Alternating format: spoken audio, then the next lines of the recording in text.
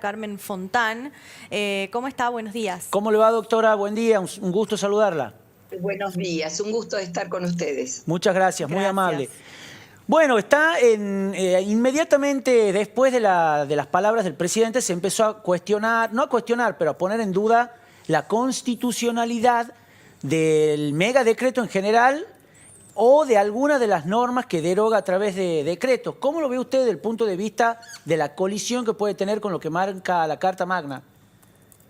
Bueno, la primera observación para que la gente sepa es que este megadecreto o decreto 70/23 ha dictado una emergencia con muchos alcances. Es una emergencia económica, fiscal, administrativa, previsional, tarifaria, sanitaria y social. La primera idea es: la declaración de emergencia siempre debe hacerse por ley. Bien. Esa es clarísimo. ¿Y por qué debe hacerse por ley? Porque la emergencia es un ejercicio del poder de policía de emergencia, que es una competencia de reglamentación o restricción, en este caso de derechos.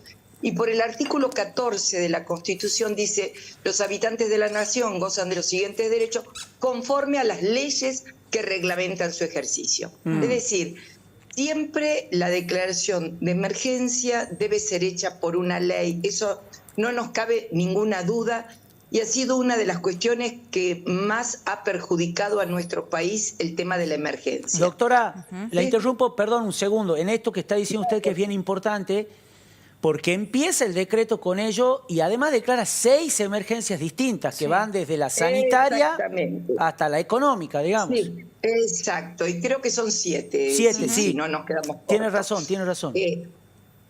Son de tal gravedad y de tal magnitud, para que la gente recuerde, la vez que la Corte convalidó una emergencia de este tipo y que fue hecha por un decreto de necesidad y urgencia ya por el tiempo de Menem, si ustedes recuerdan, cuando se habían confiscado los depósitos en pesos, claro, y después se devolvían en títulos de la deuda pública, fue una de las cuestiones más controvertidas. Era la primera vez que se limitaban tan intensamente derechos a través de un decreto de necesidad y urgencia, porque siempre las declaraciones de emergencia habían sido hechas por ley. Bien. Lo cierto que tal es así que, si ustedes recuerdan a la doctrina, la única vez que admitía una emergencia por decreto había sido en el tiempo del COVID. Claro. Pero en realidad había sido un instrumento legal mal utilizado por parte del presidente, porque 2 meses antes se había declarado una emergencia ya en el Congreso y se había hecho una delegación legislativa. Y la Corte tiene dicho que si el instrumento para la emergencia es la delegación legislativa, no se puede regular por decreto de necesidad y urgencia. Es decir, ya desde el vamos también el gobierno de Fernández había empezado mal, y ahora este es un dato que tenemos que tener en cuenta. Otra noción básica. Claro. La emergencia está alcanzada por el texto constitucional. Claro. Es decir, la emergencia no otorga más atribuciones que la Constitución le da a cada uno de los poderes constituidos.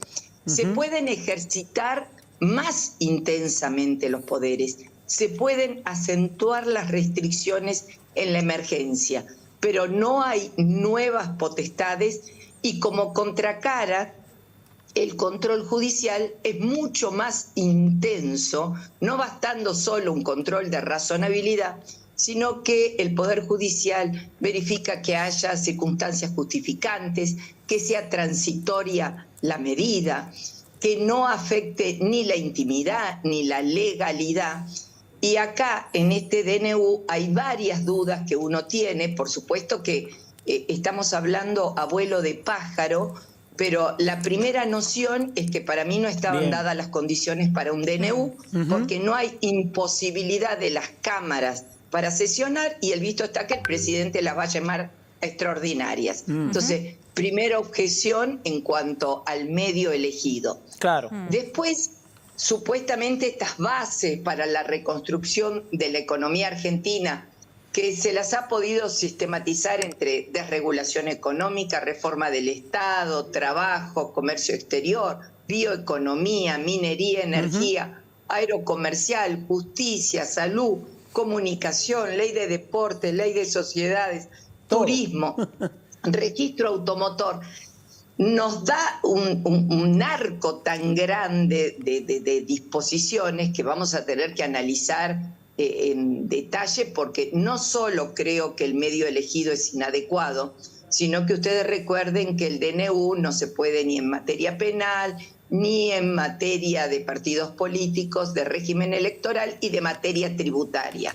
Y acá se han tocado varios aspectos de cuestiones tributarias, aunque algunos tributaristas dicen que es para derogar y no para crear impuestos, pero de todas maneras le ponemos el ojo encima, porque todas estas desregulaciones hechas por instrumentos inidóneos, sin discusión en el Congreso, nos retrotrae a aquellas épocas de Carlos Menem, cuando dictó el decreto ómnibus desregulatorio, que ustedes saben que significó una pérdida económica para nuestra provincia por la desregulación azucarera y una pérdida de muchísimos puestos de trabajo.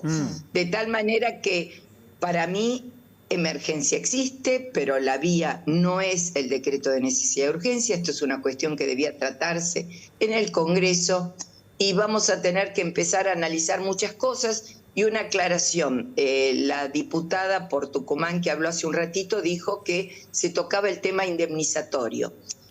También va a tener ella que revisarlo, porque el capítulo que está en estudio en este momento es el capítulo que tiene que ver con los derechos y deberes del trabajador, y no tiene nada que ver con el artículo de la indemnización.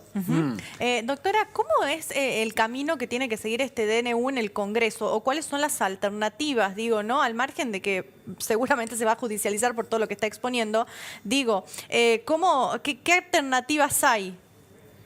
Sí, dos cositas. Una, que seguramente se va a judicializar, tiene mucho que ver con lo que dijo Rosati ayer.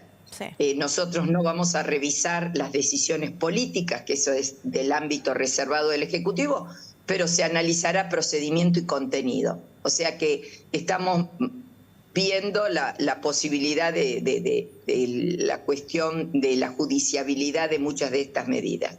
Y lo segundo, el trámite está previsto en el texto constitucional y hay una ley, la 26.122, que regula el trámite parlamentario de los DNU.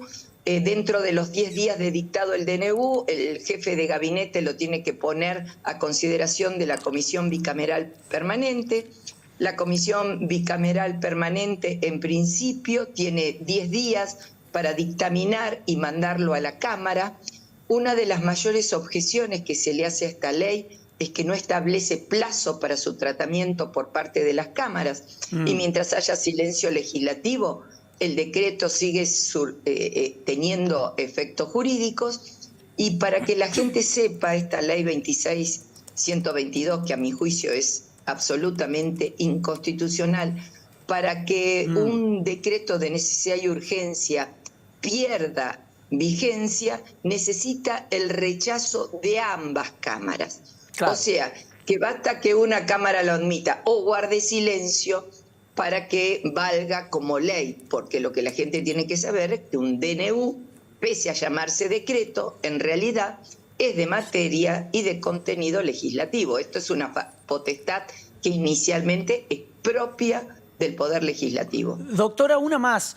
Y en serio, tratando de despojar, en la medida de lo que podamos todos, cualquier cuestión ideológica, y tratando de pensar en lo que marca la Constitución y nuestra nación, digamos.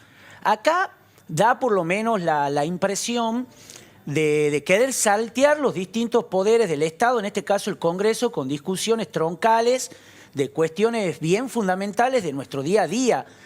De nuevo, digo, según lo que marca nuestra Constitución y cómo está armada nuestra nación, ¿no? Claro, exactamente. Por eso le decía, no se sale de una emergencia esquivando a la Constitución. Lo dijeron nuestros constituyentes y lo dijeron también la Corte Suprema hace ya más de un siglo. La Constitución fue para tiempos de paz y para tiempos de conflicto. Es más, en el tiempo en que se sancionó el texto constitucional, nuestro país vivía realmente una emergencia institucional en todo el sentido. Recordemos las permanentes luchas y la anarquía existente. De tal manera que la solución está en el texto constitucional. Lo que es cierto es que tendrán que ser responsables los diputados y los senadores, y también obviamente el Poder Ejecutivo, para encontrar una salida respetando el texto constitucional. Nada es bueno por fuera de la Constitución. La anomia que hemos soportado durante estos gobiernos kirchneristas nos ha dejado en esta situación límite, y ahora la solución no es volver a hacer lo mismo, sino volver al Estado de Derecho.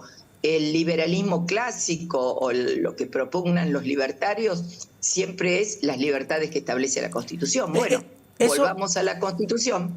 Eso una más, dígame, porque me sonó a mí, que no soy abogado, que al comienzo de su alocución, Milei citó de alguna manera a Alberdi. No sé si exactamente. Porque empezó diciendo nuestra Constitución, que es liberal desde la base y demás, y citó, bueno, a uno de nuestros tucumanos más ilustres, que no sé si realmente ese es el sentido que quería darle Alberdi a lo que pregonaba, ¿no? Con lo de lo que usted dice, con esta visión liberal de Alberdi, no sé si se condice con la visión liberal de Milei. En la regulación que está haciendo, apartándose de la Constitución, Alberdi no lo hubiera admitido.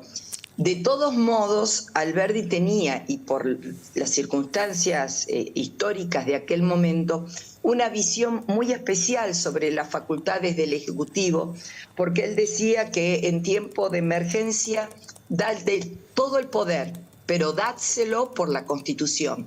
Así decía él, para que tuviéramos en tiempos de crisis un presidente que fuera un monarca, pero siempre dentro de la Constitución. Y los tucumanos le tenemos que agradecer a Alberdi, más allá de todo, de errores y de aciertos, un artículo, que es el artículo 28, que es el principio de razonabilidad. Es decir, toda reglamentación en tiempos normales o en tiempos de emergencia debe pasar el test de razonabilidad. Si no lo pasa, es inconstitucional. Así que Alberdi no estaría contento con que esto se aprobara por decreto. Muy amable, doctora, como siempre, y clarísima. Le mandamos un gran saludo y felices fiestas de paso también para usted. Muchísimas gracias. Igual para ustedes y concordia para los tucumanos que tanto lo necesitamos. Ojalá, totalmente, doctora. Gracias. Sí, gracias, siempre Ojalá. tan clara. Siempre. Buen día. Por favor. Bueno, clarísima la doctora, bueno, que además es docente reconocidísima de la UNT, en los conceptos.